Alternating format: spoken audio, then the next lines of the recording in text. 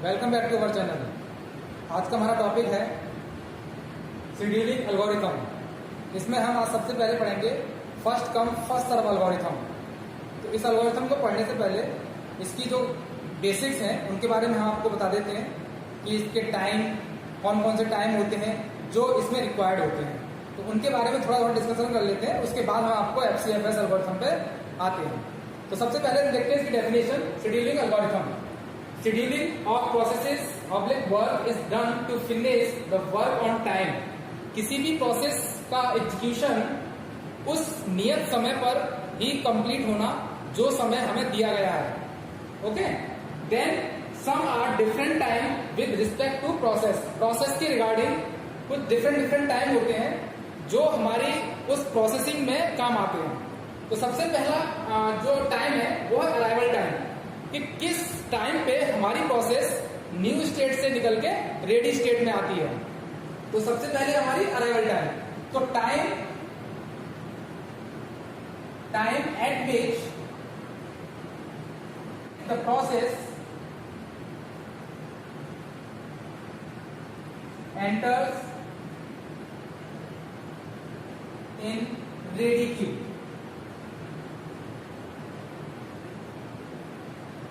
Arrival time वो time होता है जब हमारी प्रोसेस न्यू स्टेट से रेडी स्टेट में एंटर करती है। तो रेडी स्टेट में एंटर करती है तो वो टाइम हमारा अराइवल टाइम कहलाता है। नेक्स्ट हमारा completion time.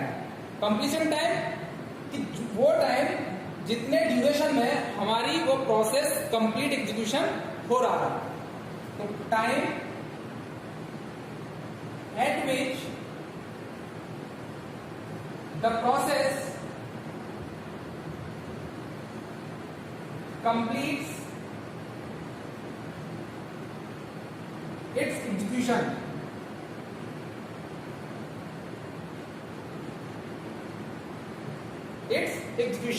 So that is the completion time।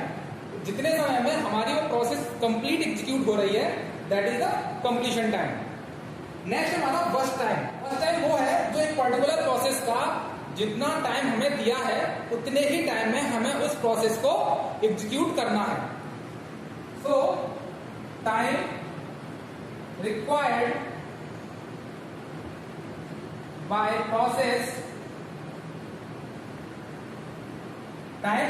Process for CPU execution. CPU execution यानी कि CPU एग्जीक्यूशन के लिए उस प्रोसेस का जितना टाइम है वो उतना ही रन करेगा, यानी कि उतने ही देर में वो प्रोसेस कंप्लीट एग्जीक्यूट होगी।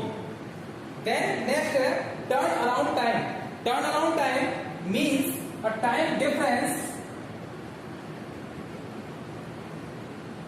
डिफरेंस बिटवीन कंप्लीशन टाइम, जितने समय में प्रोसेस कंप्लीट हुई थी, तो completion time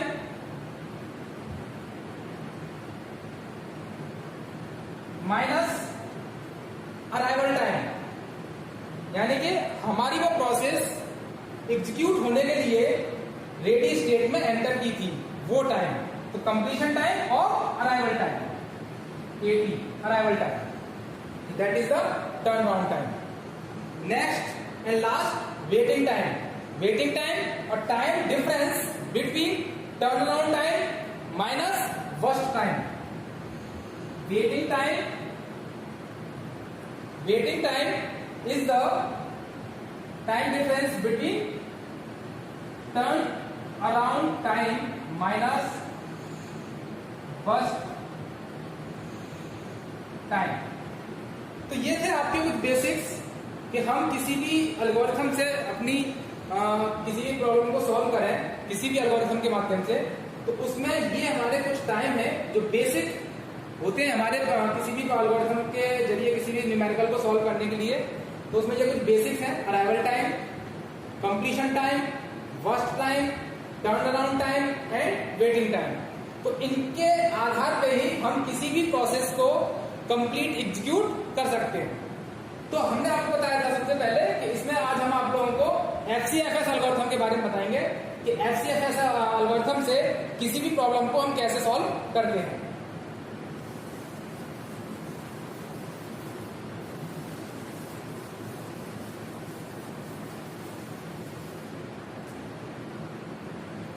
FCFS means first come first serve algorithm.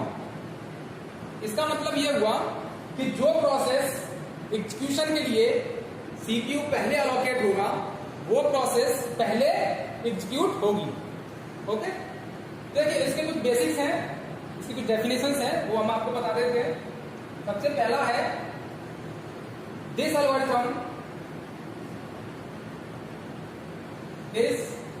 Algorithm based on first come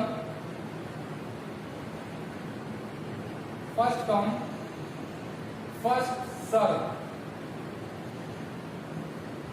second, easy implementation।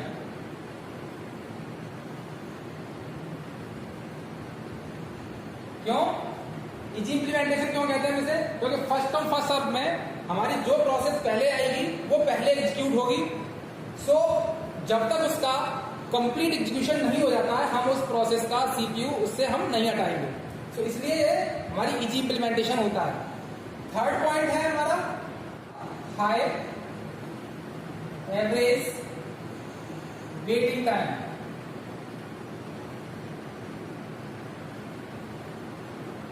तो मान लीजिए जो थर्ड पॉइंट हमारा हाई एवरेज वेटिंग टाइम, मान लीजिए हमारे पास कुछ प्रोसेसेस हैं 2 या 3 समथिंग, अब उनका जो बर्स्ट टाइम दिया हुआ है किसी भी प्रोसेस को हम first come first serve basis पे सॉल्व करते हैं। तो मान लीजिए पहली प्रोसेस का बर्स्ट टाइम बहुत अधिक है, अब हम उस प्रोसेस का एग्जीक्यूशन स्टार्ट करेंगे तो बाकी की जो रिमेनिंग 2 प्रोसेसेस हैं उनका जो एवरेज वेटिंग टाइम है वो इंक्रीज कर जाएगा। तो इसलिए इसका हाई एवरेज वेटिंग टाइम है, यानी कि ये इसका एक तरीके से हम कह सकते हैं डिसएडवांटेज हो गया कि इससे हमारा वेटिंग टाइम बढ़ जाता है। ठीक है, तो चलिए एक न्यूमेरिकल की हेल्प से इसको देखते हैं, समझते हैं कि FCFS एल्गोरिथम से किसी भी प्रॉब्लम को हम किस तरीके से सॉल्व करेंगे और उसमें हम किसी भी प्रोसेस को CPU कैसे एलोकेट करेंगे। तो सबसे पहले इसकी जो प्रोसेसेस हैं उनको लिख लेते हैं हम। Process P1, P2, P3 and P4। Okay, then इसका हम लिख लेते हैं बर्स्ट टाइम।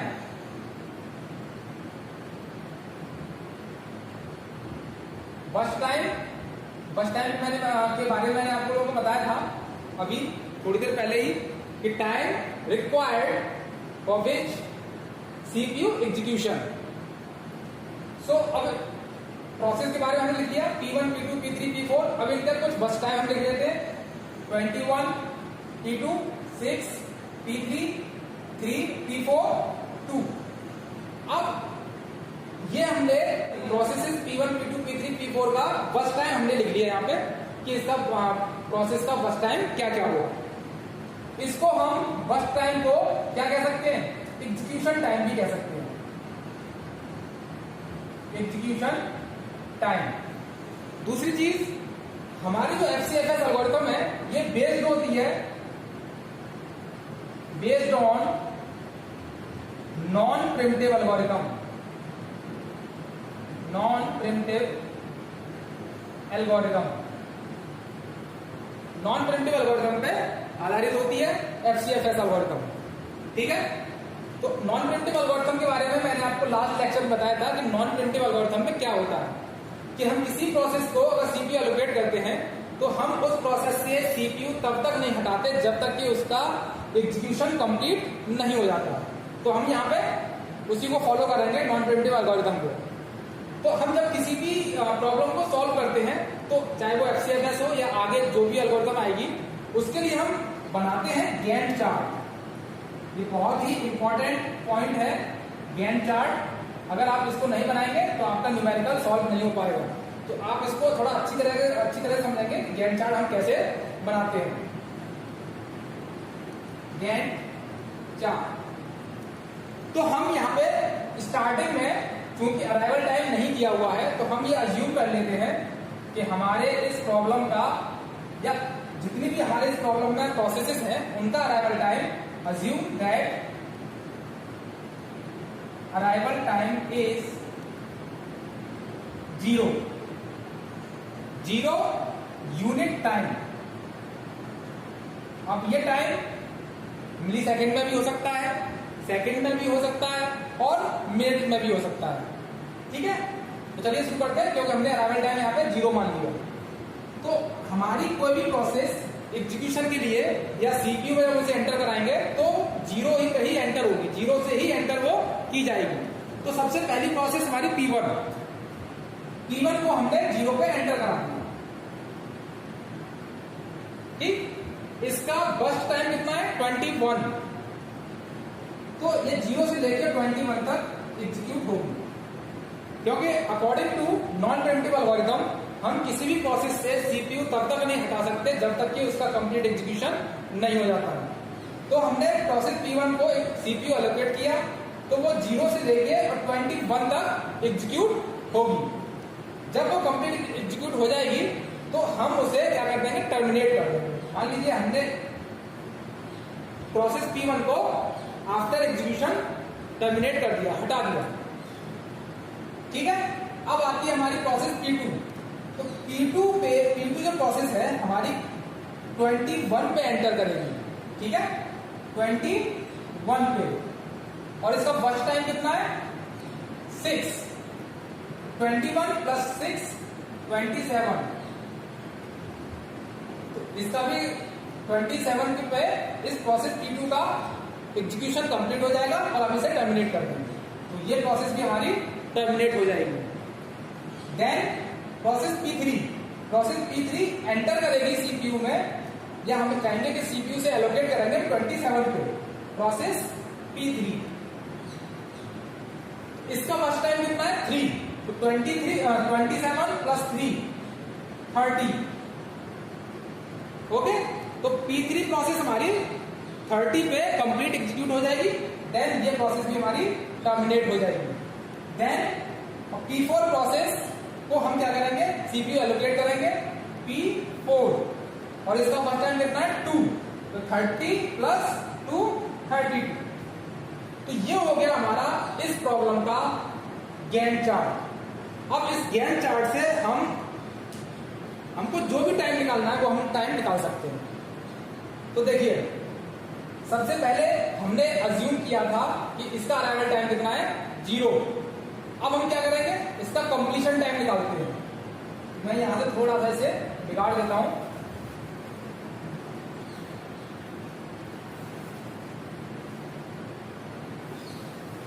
ठीक है, तो अब क्या करते हैं, हम इसका कंप्लीशन टाइम देख लेते हैं। तो सबसे पहले प्रोसेस P1 का कंप्लीशन टाइम कितना है 21। प्रोसेस P2 का कंप्लीट टाइम कितना है, कंप्लीशन टाइम 27। तो इसका हो गया 27। P3 का 30 और P4 का 32। ये हो गया हमारा कंप्लीशन टाइम। देन अब हम इसका क्या निकालेंगे, टर्न अराउंड टाइम, यानी कि TAT, टर्न अराउंड टाइम। तो टर्न अराउंड टाइम की डेफिनेशन क्या बताएगी हमने आप लोगों को, completion time minus arrival time. अब चूंकि हमने इसमें अज्यूम किया है अराइवल टाइम हमारा कितना है 0, अराइवल टाइम हमारा कितना है 0, तो completion time minus arrival time, तो जो कंप्लीशन टाइम है वही हमारा टर्न अराउंड टाइम हो जाएगा। 21, 27, 30 and 32, that is the turn around time. अब हम क्या निकालेंगे, वेटिंग टाइम। वेटिंग टाइम क्या बताया था, turn around time minus burst time. तो वर्स्ट टाइम हमें दिया हुआ है और टर्न अराउंड टाइम हमारा हमने निकाल ही लिया है। तो टर्न अराउंड टाइम हमारे पास है और वर्स्ट टाइम हमारे पास है, तो हम वेटिंग टाइम इजीली निकाल सकते हैं। तो प्रोसेस P1 का वेटिंग टाइम कितना होगा 0। क्यों, क्योंकि उसका अराइवल टाइम भी उसका टर्न अराउंड टाइम भी 21 है और उसका वर्स्ट टाइम भी 21 है। तो वेट टाइम इसका कितना हो गया 0। अब हम निकालते हैं P2 प्रोसेस का वेटिंग टाइम। तो टर्न अराउंड टाइम 27 और P2 का बर्स्ट टाइम 6, इसका आ गया वेटिंग टाइम 21। अब इसके बाद प्रोसेस P3 का टर्न अराउंड टाइम 30 और बर्स्ट टाइम 3, इसका हो गया 27। टर्न अराउंड टाइम क्या हो गया 27। देन P4 का टर्न अराउंड टाइम 32 और P4 का फर्स्ट टाइम है 2, तो 30 इज द वेटिंग टाइम।